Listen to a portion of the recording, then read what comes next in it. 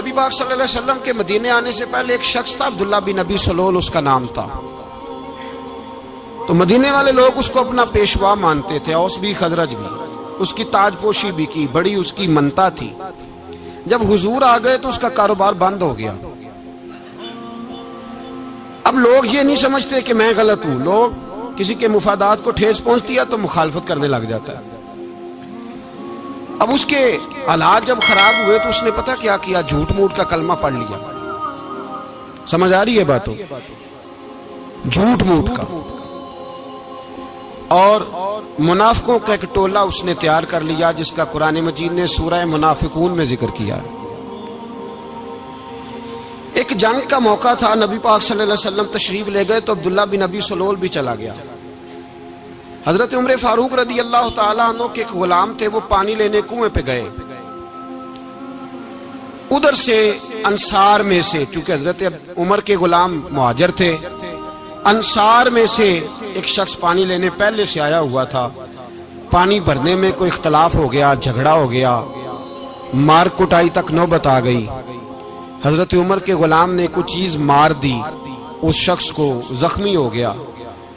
اس نے پکارا، عبداللہ بن ابی سلول نے سمجھا کہ موقع اچھا ہے، دوڑا ہوا آیا اور آ کر اس نے کہا، انصار مدینہ بھاگ کے آؤ، جلدی آؤ،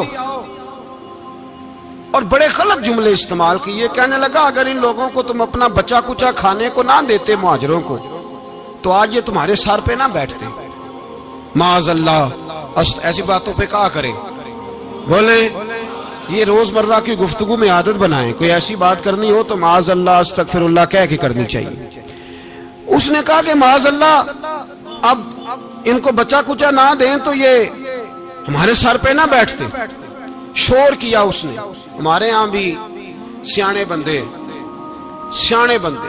پنچایت کے لوگ وہ کہتے ہیں تو اس برادری کے بچے سے ہی مار کھا ہے، پتہ ہی نہیں چلا، جا اسے مار کے آ، سر پھاڑا، یہ کار پھوڑ دے اس کا سر، اور دیکھ میں دیکھ لوں گا بعد میں جو ہوگا۔ یہ عقل مند لوگوں کے مشورے نہیں، یہ جاہل لوگوں کے مشورے۔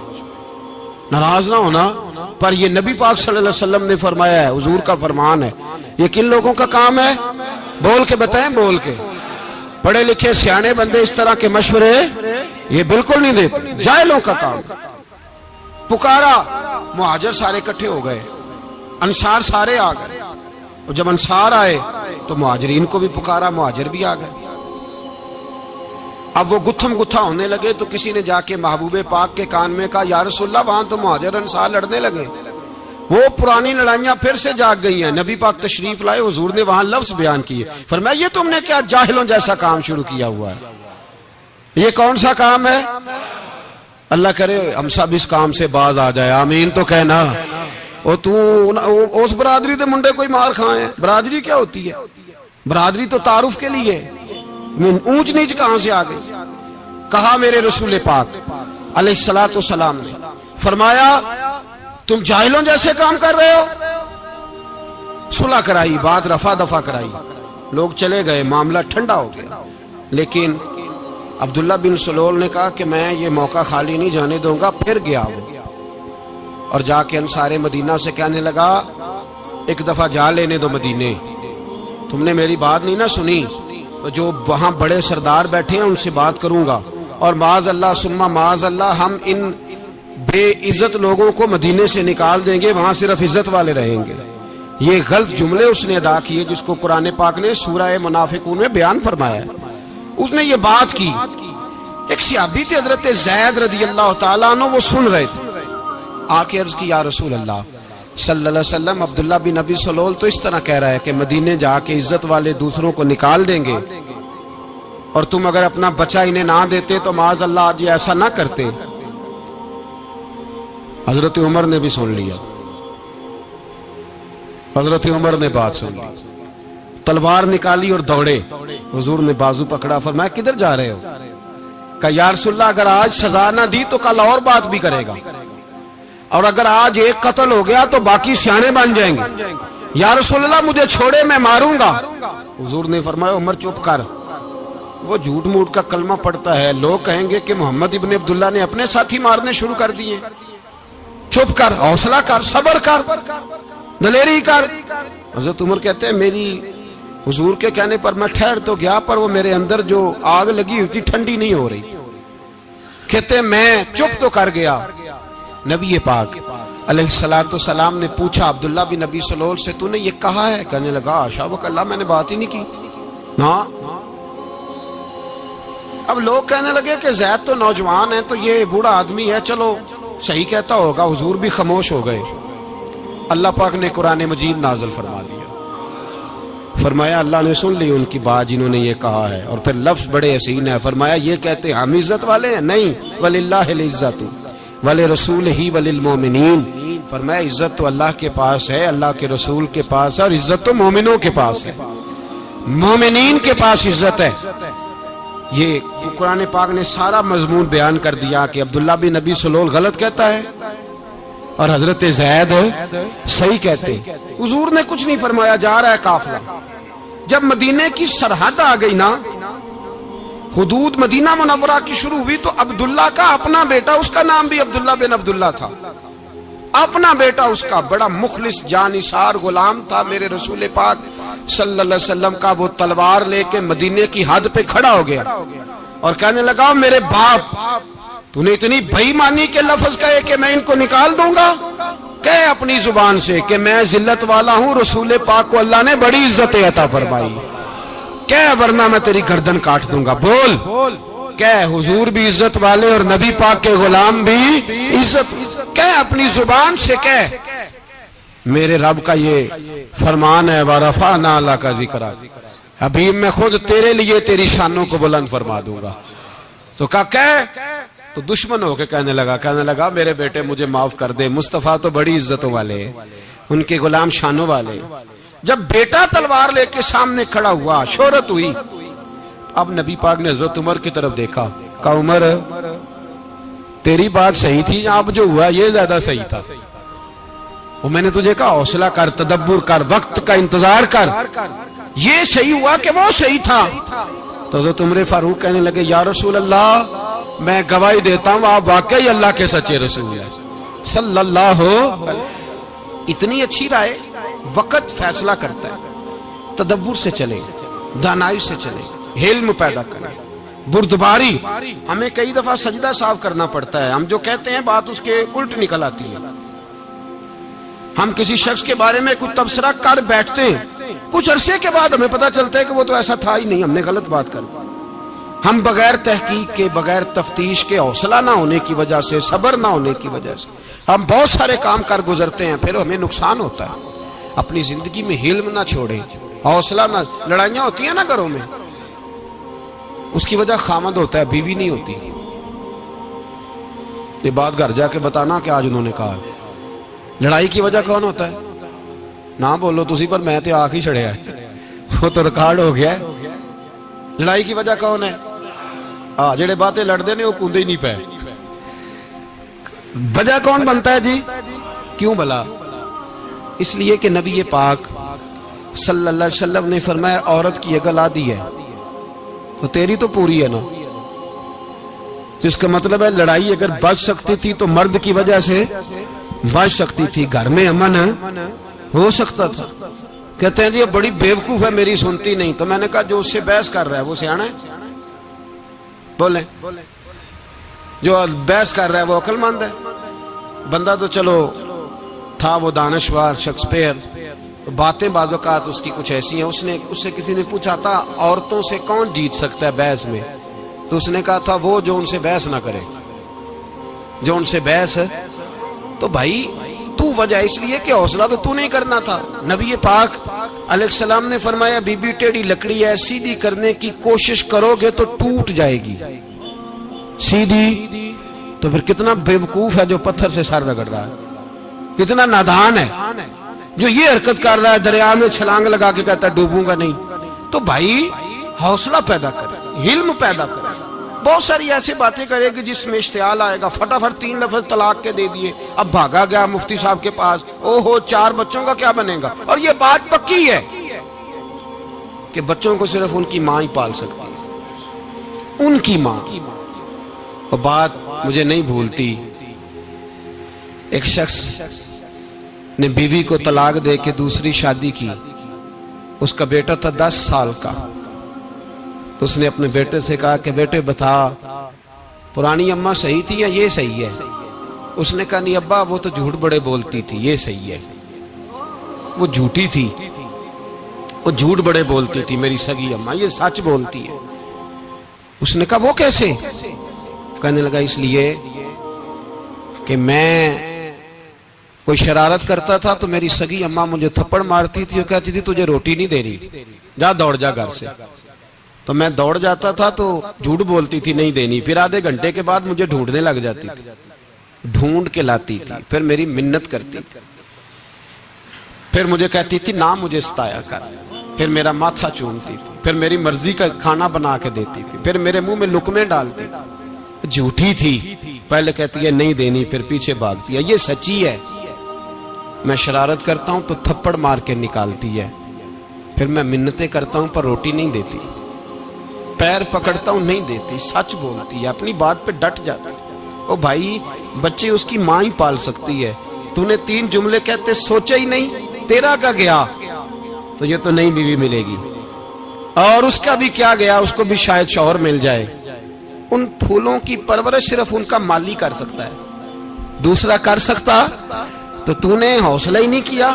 ٹھیک ہے غلطی بی بی کی تھی پر تو مرد تھا نا، تیرے پاس تو دلیری تھی. فٹافٹ 3 طلاق کے جملے کہہ دیے. اور میرے رسول پاک علیہ السلام نے فرمایا جائز کام بڑے ہیں پر طلاق جائز تو ہے پر میرے رب کو پسند نہیں، اللہ کو پسند. تو نے مالی بگا دیا جس نے تیرے گھر کا باغ سینچنا تھا. تو بھائی یہ حوصلہ نہیں، درجنوں طلاقیں، 20 کیس، اور ابھی وہ شادی کے پورے کپڑے نہیں پہنے تو طلاق پہلے. اس کی وجہ یہ کہ حوصلہ نہیں، صبر نہیں، رضا نہیں، ہم احساس نہیں کرتے. اگر تو یہ سمجھ جائے کہ بس اللہ نے جو میرے لیے بہتر سمجھا مجھے دے دیا، صحیح ہے میری آزمائش ہے، کیا ہے کچھ ہے جو اس نے بہتر سمجھا مجھے اس نے، پھر تو سکھی ہو جائے، تیرے لیے جینا آسان ہو جائے، پھر تو بہت ساری پریشانیوں سے آزمائشوں سے دور ہو جائے. میرے نبی پاک علیہ السلام نے ہمیں حوصلہ کرنے کا حکم دیا، دلیری. 2-3 سال شاید پچھلے سال یا اس سے پچھلے سال حج کے موقع پہ نا ہمارے پاکستان میں تو بڑے بڑے انوکھے واقعات ہوتے ہیں نا، سننے سے کیا میں کہتا ہوں وہ عبرت کے لیے ہوتے ہیں. جعلی ویزے لگوا دیے حج کے کسی ایجنٹ نے، اللہ کے مہمانوں کو بھی لوگ لوٹ لیتے ہیں، معاذ جعلی ویزے لگوا دیے. اور مزے کی بات یہ ہے کہ پاکستانی ایئرپورٹ سے گزر بھی گئے وہ ویزے والے، اور احرام باندھے لوگ جدے پہنچ گئے. 4 آدمی تھے، انہوں نے ویزا دیکھا تو کہا نقلی آپ کو واپس جانا پڑے گا. اگلی فلائٹ سے وہ لوگ واپس آئے. آپ مجھے بتائیے ان کی جب وہ چھوٹے چھوٹے کلپ آئے، میڈیا نے ان کی باتیں سنی تو ان کے آنسو نہیں تھمتے تھے. ایک آدمی احرام باندھ کے گیا ہے، معمولی سمجھتے ہیں آپ؟ میرے جیسا غریب آدمی کبھی اس نے ارادہ کیا اور مدینے جانے کا لیٹ ہو جائے تو کلیجہ پھٹنے کو آتا ہے. کچھ مجبوریاں پیروں میں آ جائے، نہ جا سکے تو پتہ نہیں کتنی توبہ کرنے کو دل کرتا ہے کہ کہیں غلطی تو نہیں ہو گئی، کوئی ایسی بات تو نہیں نکل گئی. یقین کریں طبیعت پریشان ہو جاتی، یار کوئی ایسا کام تو نہیں ہو گیا جس کی وجہ سے یہ بات ہوئی. 4 آدمی لوٹ آئے، حالات خراب ہو گئے، لوگ رو رو کے قصے سناتے تھے. لیکن میرے رسول پاک علیہ السلام کا حوصلہ دیکھو. حضور کعبے کا بھی کعبہ، حضور مالک، حرم کے مالک مطلق، جن کے صدقے اللہ نے کعبہ کو بیت اللہ بنایا. حاجیو آؤ شہنشاہ کا روضہ دیکھو، کعبہ تو دیکھ چکے اب کعبے کا بھی کعبہ دیکھو. حضور 1400 صحابہ کو لے کے گئے عمرہ کرنے. مقام حدیبیہ پر پہنچے تو کافروں نے روک لیا، ہم عمرہ نہیں کرتے. تو اور میں خادم اور جو وارث و مالک ہیں 1400 صحابہ، ہم نہیں عمرہ کرنے دیتے، واپس جائیے. صلح لکھی جا رہی ہے. صلح کی شرطیں کیا ہیں؟ مکے سے کوئی آدمی غلطی سے بھی مدینے چلا گیا، مکے کا آدمی، تو مسلمان اگر ان کے ظلم سے تنگ آ کے، مکی مسلمان کافروں کے ظلم سے تنگ آ کے مدینے چلا گیا تو مدینے والے واپس کریں گے. اور اگر مدینے سے کوئی شخص غلطی سے بھی مکے چلا گیا تو مکے والے واپس نہیں کریں گے. اتنی سخت شرائط. حضرت عمر غصے سے کانپنے لگے, صحابہ پریشان ہیں, پر میرے رسول پاک نے صبر دکھایا, حوصلہ, تدبر. یہ تدبیر ہے, صبر ایک بہترین تدبیر ہے, اگر کوئی اپنائے تو بہترین طریقہ ہے. حضور نے فرمایا ہمیں منظور ہے, صلح کرو. اور اتنا سخت حکم ہے, کہنے لگے 1400 احرام والے واپس جائیں, بعد میں آنا, اس وقت نہیں عمرہ کرنے دیں گے. میرے نبی پاک علیہ السلام, مجھے بتاؤ, مجھے اور آپ کو دکھ ہوتا ہے تیاری ہو تو پروگرام رہ جائے, تو اگر احرام باندھا ہو اور اللہ کے رسول نے بندھوایا ہو تو حضور واپس لوٹنے لگے تو کتنی تکلیف کی بات ہے. حضور نے فرمایا چلو آئندہ آئیں گے. معاہدہ لکھا جا رہا ہے, حضرت علی معاہدہ لکھ رہے ہیں. لکھو محمد الرسول اللہ صلی اللہ علیہ محمد الرسول اللہ صلی اللہ علیہ وسلم اور قریش مکہ کے بیچ معاہدہ. یہ تحریر لکھی جا رہی تھی تو ابو سفیان بول پڑا, کہنے لگا جی ہم محمد الرسول اللہ نہیں نکلنے دیں گے معاذ اللہ, یہی تو ہمارا جھگڑا ہے. اگر آپ کو رسول اللہ مان لیا تو پیچھے رہ کیا گیا, محمد ابن عبداللہ لکھے. حضور نے حضرت علی سے فرمایا رسول اللہ کاٹ کے محمد ابن عبداللہ لکھو. حضرت علی لکھ رہے تھے, محمد رسول اللہ لکھا تھا, فرمایا رسول اللہ کاٹ کے محمد ابن عبداللہ لکھو. تو حضرت علی کہنے لگے حضور مجھے یہ لفظ کاٹنا نہیں آتا, حضور مجھے یہ لفظ کاٹنا. کسی صحابی نے اعتراض نہیں کیا کہ لکھنا آتا تھا, کہا مجھے کاٹنا. حضور نے دوبارہ کہا علی کاٹ دو. کہا یا رسول اللہ مجھے یہ لفظ کاٹنا نہیں آتا. میرے حبیب نے تیسری دفعہ کہا علی کاٹو. تو شیر خدا نے قلم چھوڑا, ہاتھ باندھے اور کھڑے ہو کہنے لگے محبوبہ مجھے تیرے قصیدے لکھنے آتے ہیں, کاٹنے کوئی نہیں آتے, میں مجبور ہوں, مجھ سے نہیں ہوتا. کوشش کرتا ہوں, نہ قلم اٹھتا ہے نہ ہاتھ چلتا ہے. میرے حبیب پاک نے قلم پکڑا اور لفظ رسول اللہ خود کاٹ کے محمد ابن عبداللہ کرایا. بھائی وقت گزر گیا, صلح ہو گئی. یہ تدبر, یہ حوصلہ, یہ تدبیر میرے نبی نے فرمائی. اب تو 1400 کو مکے نے نہ داخل ہونے دیا, لیکن 1 سال ہی گزرا, تھوڑا ہی وقت گزرا, میرے رسول پاک 10,000 کو لے کے مکے میں داخل ہو گئے. 10,000. اس نے فائدہ دیا. حکمت کیا تھی, تدبر کیا تھا. قریش روز لڑائی کرنے آ جاتے تھے, تبلیغ ہی نہیں کرنے دیتے تھے. ان سے صلح ہو گئی تو نبی پاک نے کیسر کو خط لکھا, کیسر روم کو, ہرکل کو. دور دراز تبلیغ پھیل گئی, مسلمان 100,000 سے زیادہ ہو گئے. ان کی طرف سے اب وہ لڑائی بند ہو گئی. میرے حبیب پاک علیہ السلام کے حوصلے نے کمال دکھایا, اس تدبیر نے فائدہ دیا امت مسلمہ کو. 10,000 کا لشکر لے کے حضور کعبے میں داخل ہوئے.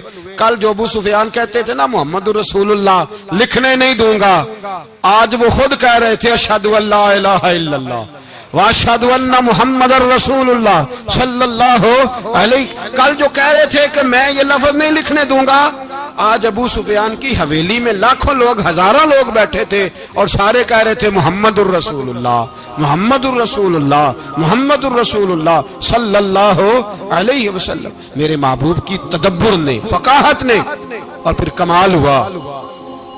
1400 کہاں اور 1,44,000 کہاں.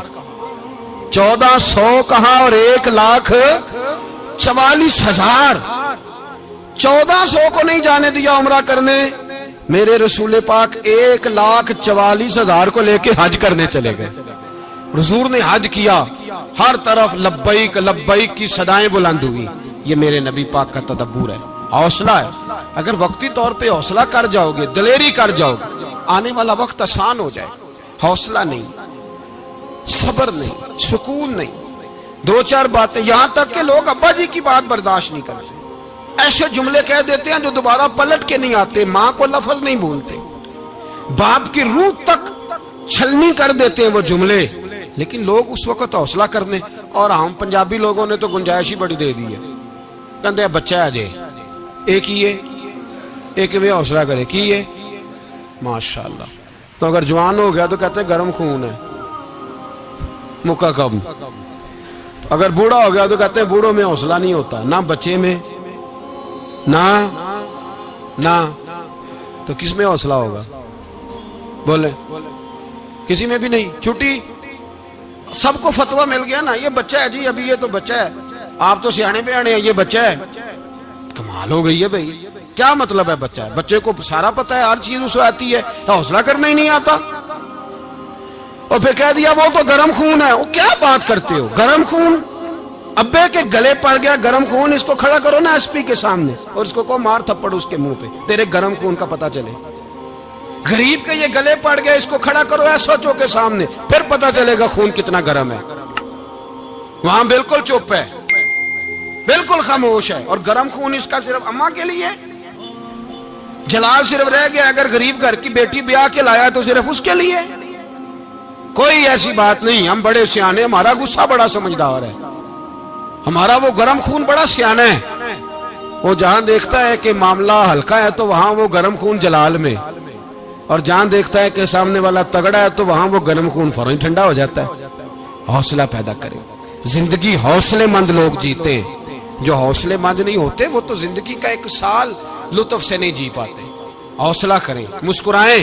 میرے نبی پاک صلی اللہ تعالی علیہ وسلم نے نا عثمان بن طلحہ, کعبے کی چابی ان کے پاس ہوتی تھی, تو حضور نے ایک دن فرمایا عثمان, اچھا یہ نہیں تھا کہ عثمان خاص لوگوں کو چابی کعبہ کھول کے دکھاتے تھے, بلکہ ان کو قریش کی جانب سے یہ حکم تھا کہ جو بھی تجھے کہے تو نے کعبے کا دروازہ کھول دینا. نبی پاک علیہ الصلوۃ والسلام نے نا ہجرت سے 2-4 دن پہلے کہا کہ عثمان ذرا چابی دو, میں نے کعبہ اندر سے دیکھنا ہے.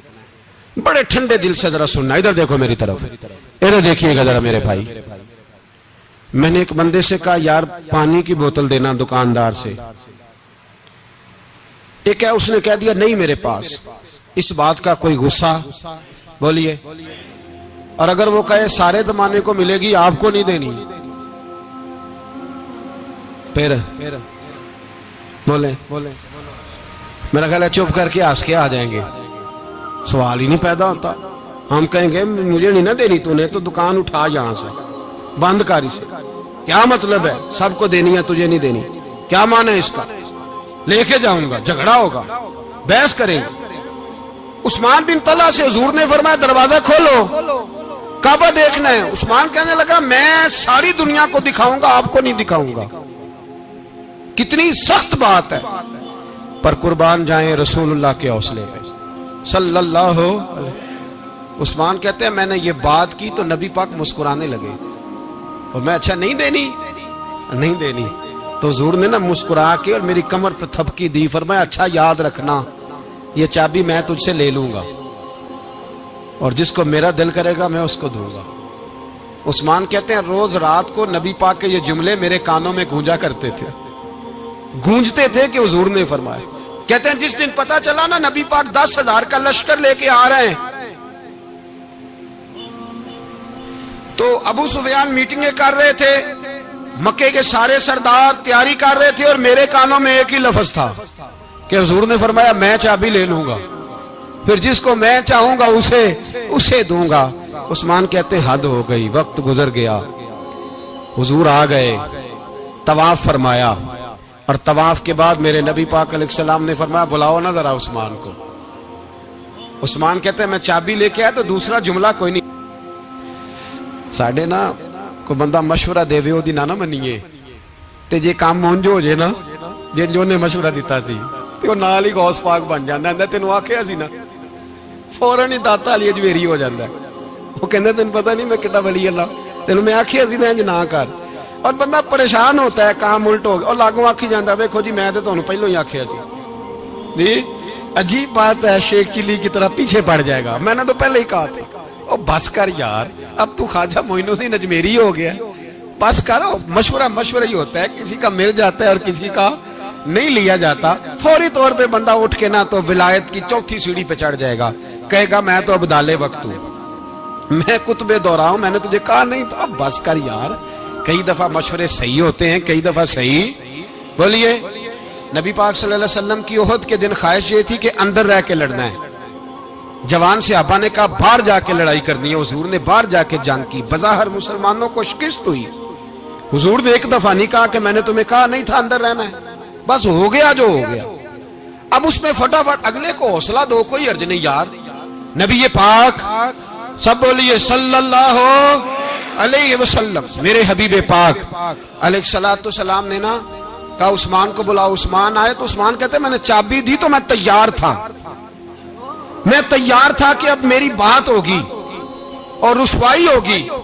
لیکن کہتے ہیں قربان جائیں مصطفیٰ نے تو یہ جملہ بھی نہیں کہا کہ میں نے تجھے کہا نہیں تھا، یہ بھی نہیں کہا. حضور نے چابی لی، کعبے کے بت صاف کیے، نماز پڑھی، واپس آئے. فرمایا عثمان میرا وعدہ تھا تیرے ساتھ کہ جس کو میں چاہوں گا چابی دوں گا، یہ لو چابی میں تجھے ہی دینا چاہتا ہوں، لے لو رکھ لو. عثمان کہتے ہیں وہ چابی نہیں میرے طرف آ رہی تھی، میری طرف ایمان آ رہا تھا. وہ چابی نہیں آ رہی، ایمان آ رہا تھا میری جانب. کہتے ہیں میرے ہاتھوں میں چابی آئی اور میری زبان پہ کلمہ توحید جاری ہو گئی. بھائی تدبر، حوصلہ، صبر، رضا.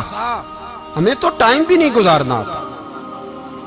گھر کا ماحول، گھر کے اندر رہ کے لوگ دکھی ہیں، اس لیے کہ ہماری طبیعتوں میں حوصلہ نہیں، ایک منٹ کے لیے نہیں، ایک سیکنڈ کے لیے بھی ہم یہ برداشت نہیں کرتے کہ چلو تھوڑا انتظار کریں، وقت کو دیکھیں، موقع کو دیکھیں. میرے نبی پاک علیہ الصلوۃ والسلام پہ اتنی مصیبتیں آئیں کہ پہاڑ پہ آتی تو وہ ریزہ ریزہ ہو جاتے ہیں، لیکن کسی مقام پر بھی حضور علیہ الصلوۃ والسلام شکوہ کرتے نظر نہیں آتے. ہم غریبی کا رونا روتے ہیں، ہر چوتھا آدمی کہتا ہے بڑا غریب ہوں، لیکن میرے نبی پاک علیہ الصلوۃ والسلام نے چوتھے دن کھجور کھائی، سرکہ کھایا ہے اور موٹے بان کی چارپائی پہ آرام کیا. حضرت عمر نے کہا حضور کتنی تکلیف ہے؟ فرمایا عمر کوئی تکلیف نہیں، تھوڑا سا تو وقت ہے، جنت میں جائیں گے، ساری نعمتیں اللہ نے ہمارے لیے تیار کی ہوئی ہے. راضی بالرضا، راضی بالرضا، کوئی کسی قسم کا مسئلہ نہیں. ہمیں آزمائشیں آتی ہیں، تکلیفیں آتی ہیں، بیماریاں آتی ہیں، لوگ چھوٹی چھوٹی بات پر پریشان ہو جاتے ہیں، ذرا سی بات پر شکوہ کرتے ہیں. میرے رسول پاک علیہ السلام نے فرمایا جب میرا رب کسی کو بیمار کرتا ہے تو 2 فرشتوں کو بھیجتا ہے، جاؤ میرے بندے کی تیمارداری کر کے آؤ. اللہ اکبر، خود رب بھیجتا ہے، جاؤ میرے بندے کی. تو مجھے بتائیے جب اللہ بھیجے تو پھر تندرست خوش نصیب ہوا کہ بیمار؟ جی تندرست پھر خوش نصیب کون ہوا؟ میرے نبی پاک صلی اللہ علیہ وسلم نے فرمایا رب 2 فرشتے بھیجتا ہے، فرماتا ہے پتہ کر کے آؤ میرے بندے کا اس کا کیا حال ہے، حالانکہ اللہ سارا ہی جانتا ہے. فرشتے آتے ہیں، واپس جاتے ہیں، رب کریم پوچھتے ہیں بتاؤ میرا بندہ کیا کہتا تھا؟ اللہ تجھے سارا ہی پتہ ہے، پر ہم سے پوچھتے تو بتا دیتے ہیں. وہ یہ کہتا تھا کہ میں اپنی رب کی رضا پہ بڑا ہی راضی ہوں. وہ تیری حمد کر رہا تھا، تیری تعریف کر رہا تھا، تیرا شکر کر رہا تھا، تیرے لیے کلمات حمد بیان کر رہا تھا. تو میرے نبی پاک علیہ السلام فرماتے ہیں، اللہ فرشتوں سے فرماتا ہے سنو پھر اگر میں اپنے بندے کو اس بیماری میں شفا دوں گا تو اس تندرستی سے زیادہ اچھی تندرستی دوں گا جو پہلے اسے عطا کی ہوئی تھی، پہلے سے اچھی صحت دوں گا. اور اگر اسے اس بیماری میں موت دوں گا تو پھر مرتے ہی اس کے لیے میں جنت کا فیصلہ فرما دوں گا. بھائی جب تو راضی بالرضا رہتا ہے، راضی بالرضا، بڑی سادی سی بات ہے بھائی. آپ گھر گئے روٹی مانگی تو اگر کسی نے کہا نا کہ اتنی تھکاوٹ ہے ٹائم پہ آیا کریں اس وقت، تو روٹی تو وہ بھی مل گئی پر اس میں لذت، وہ سکون نہیں، وہ سکون نہیں. میری اماں جی سالن پکا کے رکھ لیتی تھی تو روٹی جب بھی کوئی مانگتا تھا تو تازی بنا کے دیتی تھی، ان کی طبیعت تھی. تو میں اکثر ان سے کہتا کہ اماں جی پکا کے رکھ دیا کرو. تو کہتے تمہیں خوشی نہیں ہوتی جب تمہاری اماں تازی پکا کے دیتی ہے؟ خوشی ہوتی ہے، طبیعت میں خوشی ہوتی ہے. ان کا مزاج تھا، ذوق تھا، تو ہم سمجھتے تھے یار یہ بڑی سعادت کی بات. تو آپ گھر گئے رات کو تو گھر والوں سے کہا روٹی، تو فوراً اٹھے فوراً، اور انہوں نے کھانا تازہ بنایا اور ساتھ یہ بھی کہا باہر سے نہ کھایا کرے بندہ بیمار ہو جاتا ہے. کتنی ٹھنڈک پہنچتی ہے آدمی کے دل کو، سکون ملتا. تو بھائی بیماری تو آپ نے کاٹ لی لیکن ساتھ کہو ہو بڑا بیمار ہوں، میں نے تو اتنے گناہ بھی نہیں کیے، ظلم بھی نہیں کیا، کسی کو کچھ بھی. اب بیماری تب بھی کٹ گئی پر بڑی آزمائش، مریض ڈاکٹر کے گلے پڑ رہا، اس کے لواحقین جھگڑے کر رہے، بیماری وہ بھی کٹ گئی. اور ایک بیمار وہ ہے جو چارپائی پہ لیٹا ہے اور کہتا ہے جس طرح میرا اللہ راضی اسی طرح میں بھی راضی. تو بیماری اس کی بھی کٹ گئی. حضرت یونس علی نبینا علیہ الصلوۃ والسلام نے ایک دن حضرت جبریل امین ملنے آئے تو جناب یونس علیہ السلام کہنے لگے اے جبریل اللہ کے نیک بندوں میں جو اللہ کو اس وقت سب سے زیادہ پسند ہے نبیوں کے بعد، توجہ کرنا بات پر، جو سب سے زیادہ اللہ کو پسند ہے نبیوں کے بعد ولیوں میں، اور سب سے زیادہ اللہ جس کو اللہ کی بارگاہ میں عبادت گزار لکھا جاتا ہے، میری اس بندے سے ملاقات کرا۔ تو حضرت جبریل نے جناب یونس علیہ السلام کو ساتھ لیا تو ایک شخص کے پاس پہنچے جو آنکھوں سے اندھا تھا، دونوں ہاتھ اس کے سلامت نہیں تھے اور پورے جسم میں پیپ جاری تھی، ریشہ تھا۔ جب جا کے السلام علیکم کہا نا حضرت یونس نے، اس نے وعلیکم السلام کے بعد پہلا لفظ پتہ کیا کہا؟ اس نے کہا یا اللہ تیرا شکر ہے، یا اللہ تیرا، آپ بھی ادا کریں اللہ کا شکر، یا اللہ تیرا، اللہ تیرا شکر ہے۔ تو حضرت یونس علیہ السلام کہنے لگے تو شروع سے اس طرح کا ہے، نابینا بھی اور ہاتھوں سے معذور بھی اور سارا جسم شروع سے؟ تو بڑے ہی خوبصورت لفظ اس بیمار نے کہے، کہنے لگے نہیں حضور میں بالکل ٹھیک ٹھاک تھا، جب تک میرے رب نے چاہا کہ یہ دنیا کو دیکھے تو تب تک اس نے مجھے آنکھیں دیں، اور جب اس نے چاہا کہ اب اس کا دیکھنا بہتر نہیں تو اس نے واپس لے لی۔ تو یا اللہ تیرا شکر ہے، اللہ تیرا شکر ہے۔ پھر کہا جب تک اس نے چاہا کہ میرے ہاتھ رہے تب تک رہے، جب اس نے چاہا کہ میرے لیے بہتر نہیں تو اس نے لے لیے، تو یا اللہ تیرا شکر ہے۔ جب تک اس نے چاہا کہ میرا جسم صحیح و سلامت رہے تو رہا، اور جب اس نے چاہا کہ میرے لیے بہتر نہیں تو مجھے بیمار کر دیا، تو یا اللہ تیرا شکر ہے۔ تو حضرت یونس علیہ السلام کہنے لگے جبریل واقعہ یہ اللہ کا سب سے زیادہ شکر گزار بندہ ہے، سب سے زیادہ عبادت گزار بندہ ہے، سب سے زیادہ۔ میرے نبی پاک علیہ السلام نے فرمایا میرا مومن ہر حال میں ہی نفع میں ہے، نعمت ملے تو شکر کر کے نفع، مصیبت آئے تو صبر کر کے نفع، اپنی زندگی میں تحمل، بردباری، علم پیدا کرے، حوصلہ پیدا کرے۔ ہر آنے جانے والے شخص کے مزاج کے مطابق اسے نہ ملے، اپنا مزاج صحیح رکھے، اپنی طبیعت کے مطابق اپنے ماحول کو برقرار رکھیں۔ علم کے ساتھ گزارا کرو گے تو رشتہ داروں سے بھی بنی رہے گی، دوستوں سے بھی بنی رہے گی، ہر ایک سے تعلق رہے گا۔ اور اگر آپ کے اندر یہ حوصلہ نہیں تو پھر سارے معاملات پریشانی کا شکار ہو جائیں گے۔ یہ تو آج کا مضمون تھا۔ ہمیں نا لوگ مشورہ دیتے ہیں، کہتے ہیں پیر صاحب درویشوں کو سیاست کی بات نہیں کرنی چاہیے، دیتے ہیں نا مشورہ لوگ، جی تھوڑا تھوڑا بول دیں، تھوڑا تھوڑا دیتے ہیں نا۔ اگرچہ ہم ان کی بات نہیں مانتے، اس لیے کہ اقبال نے کہا تھا جدا ہو دین سیاست سے تو رہ جاتی ہے چنگیزی، جدا ہو دین سیاست سے تو، اور پہلا فکرہ یہ ہے کہ جلال بادشاہی ہو یا جمہوری تماشا ہو، جدا ہو دین سیاست سے تو رہ جاتی ہے۔ اس نے کہا جب سیاست اور دین علیحدہ علیحدہ ہوتے ہیں تو چنگیز خان اور ہلاکو خان پیدا ہوتے ہیں۔ سیاست جب تک مسجد کے اندر رہتی ہے تب تک پاک صاف رہتی ہے، وہ گندی ہوتی تب ہے جب مسجد سے نکل جاتی ہے۔ حضرت علی کے زمانے تک مسجد میں رہی، پاک صاف رہی، یزید باہر لے گیا تو گندی ہو گئی، حضرت عمر بن عبدالعزیز دوبارہ مسجد میں لے آئے تو پھر پاک ہو گئی۔ لیکن پھر بھی ایک ساتھی نے مجھے کہا تو اس کی بات میں، سب کی باتیں نہیں مانتا، اس کی بات میری سمجھ میں آئی۔ وہ کہنے لگا جی اصل بات یہ ہے کہ سیاسی تبصرے تجزیے ہم اخباروں میں ٹی وی پہ جا کے بیٹھیں، جا کے بڑی مہربانی میری طرف دیکھیں، وہ ہم سنتے رہتے ہیں تو ہمارا دل کرتا ہے مسجد میں صرف ہم رسول اللہ کا پیار ہی سنیں۔ تو میں نے کہا یار تیری بات دل کو لگتی ہے، یہ بات صحیح ہے، چلو یہ نیت اچھی ہے، یہ تیرا نظریہ ٹھیک ہے، مان گئے ہم۔ میں چلا گیا دکاندار کے پاس اور میں نے اس کو جا کے کہا کہ گاڑی کا انجن کھولو، اس طرح کرو، اس طرح۔ اس نے کہا مولانا آپ جا کے نا گھر تو فقہ کی کتاب کھولیں، اس لیے کہ گاڑی کے انجن کے بارے میں آپ کو معلومات، یہاں اگر آپ نے یہ کام کرنا ہے تو اس کو پڑھیں، کسی استاد کے پاس ورکشاپ پہ آئیں، آپ کے ہاتھوں کو، منہ کو، چہرے کو مٹی لگے، دھواں لگے، گریس لگے، پھر آپ کو پتہ چلے گا انجن کیسے کھلتا ہے۔ صحیح کہہ رہا ہوں؟ نہیں صحیح کہہ رہا؟ دعا گلہ تو یہاں کر چڑی جائے، صحیح کہہ رہا ہوں جی؟ اگر مولوی کو اجازت نہیں سیاست کی بات کرنے کی، اور مولوی کو اجازت نہیں کہ انجن کی بات کرے، تو سیاستدان کو اجازت ہے دین کی بات کرنے کی؟ یہاں تو وہ آئے نا مدرسے میں پڑھے، پورا دین حاصل کرے، پھر وہ بولے تو پھر تو ٹھیک ہو گیا، لیکن جب اسے سورۃ اخلاص بھی سیدھی نہیں آتی تو فتوے دینے کی اس کو ضرورت ہے کوئی؟ بولے نا یار، کیوں چھیڑتے ہیں سیاست؟ ہم نہ پچھلے جمعے جلوس نکالنا چاہ رہے تھے ختم نبوت کی ترمیم کے حوالے سے، حکومت وقت نے کہا کہ ہم واپس لیتے ہیں، تو میرے بہت سارے دوستوں نے کہا جی نکالنا چاہیے، انہوں نے کیا کیوں؟ میں نے کہا یار لوگوں کو بھی پریشان نہیں کرنا چاہتے، ہماری اپنی سڑکیں ہیں، کسی کو بس ٹھیک ہے، انہوں نے واپس لے لی تو بات ختم ہو گئی، ہم مان گئے، تسلیم کر لیا۔ اتنا ہمارا مطالبہ ہے کہ اس آدمی کو ضرور سزا دو جس نے یہ ترمیم کی ہے، لیکن ہم نہیں کرتے، کوئی نہیں نکلے، نہیں نہ نکلے بولے ہیں۔ تو وزیر قانون صاحب کو کیا مصیبت بنی ہوئی ہے نیا فتویٰ دینے کی؟ کہ ہے کوئی شوق انہیں دینا چاہیے فتویٰ؟ کہتے نہیں مرضیوں میں ہمارے درمیان تھوڑا ہی فرق ہے۔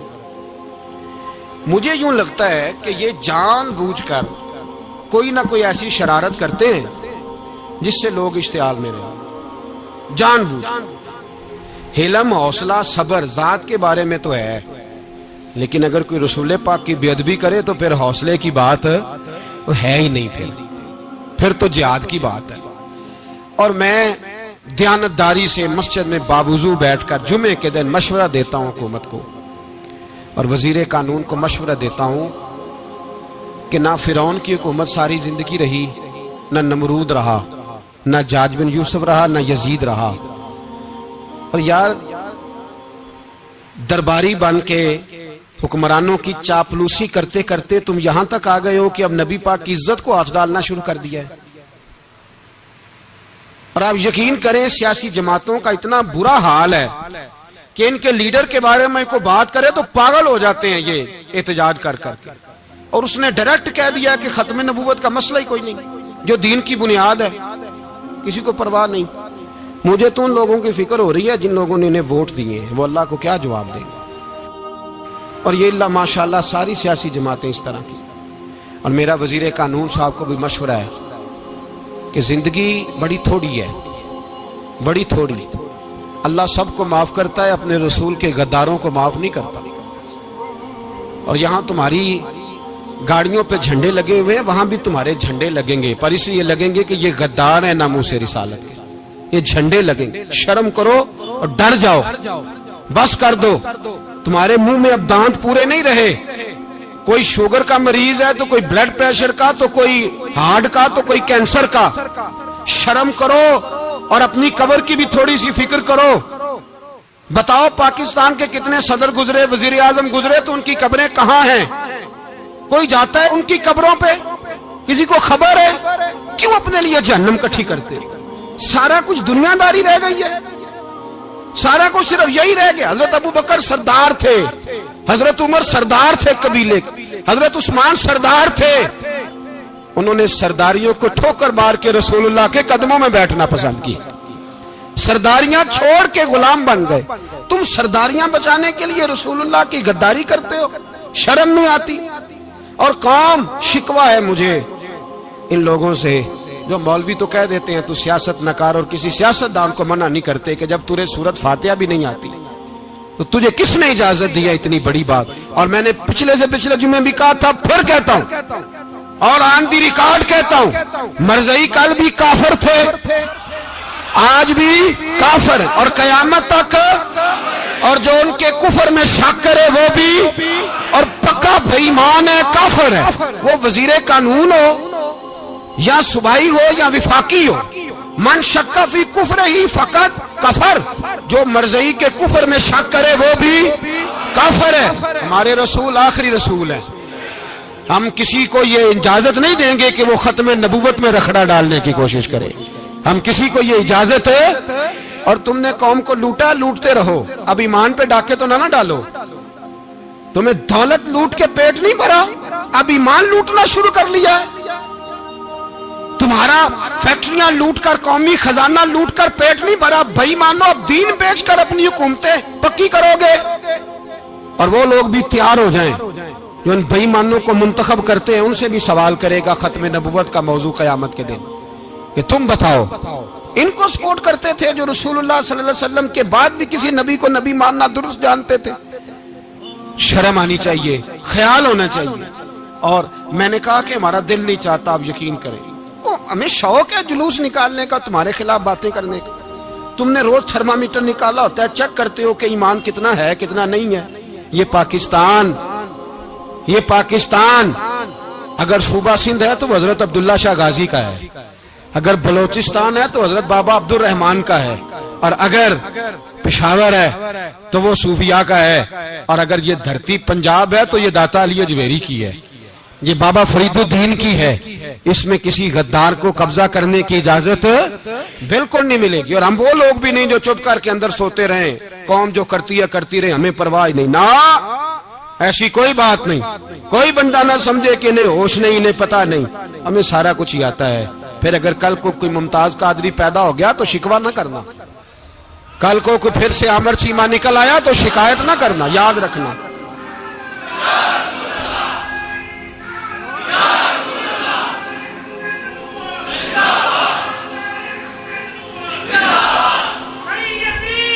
تو میرے بھائی کھل کے بولے یا نبی رسول کے وہ صلی اللہ. تو یہ مشورہ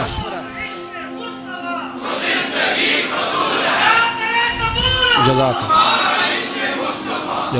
تو یہ تمہیں مشورہ ہے.